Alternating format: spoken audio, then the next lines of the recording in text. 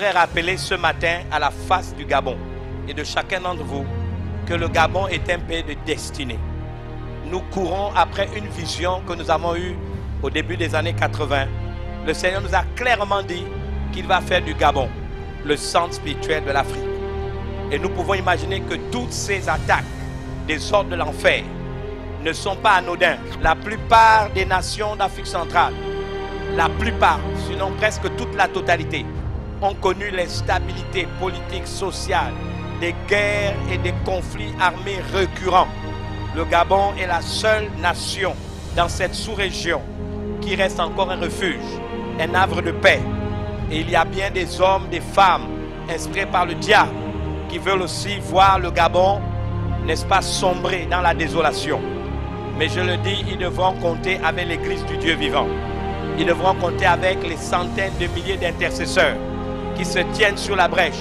Même des gens que nous ne connaissons pas, qui n'ont rien pour attirer les regards, mais qui fléchissent leurs genoux en faveur de cette nation pour que cette prophétie s'accomplisse.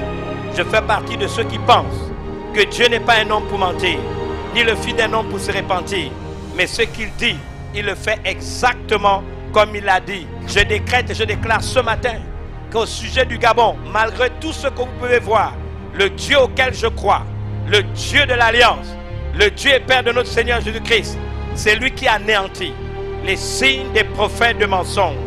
C'est lui qui proclame insensé les devins. C'est lui qui fait reculer les sages. C'est lui qui tourne leur science en folie.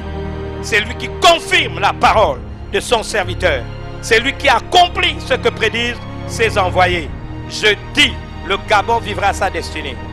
Je dis, il n'y a aucune puissance satanique qui pourra s'élever au-dessus de ce que Dieu a décidé. Je crois que la Bible déclare toute écriture est inspirée de Dieu.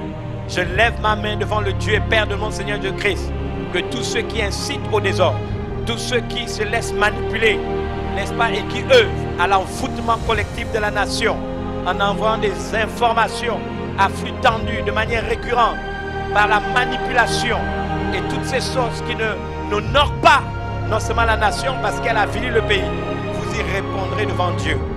Peu importe vos rangs, grades et qualités, peu importe les groupes auxquels vous appartenez, peu importe qui vous croyez être, parce que ce pays, Dieu a un peuple nombreux. Je défie toutes les puissances des sataniques réunies, que vous ne réussirez pas à ébranler les plans de paix et non de malheur que Dieu a pour cette nation. Je le décrète et je le déclare au nom de Jésus.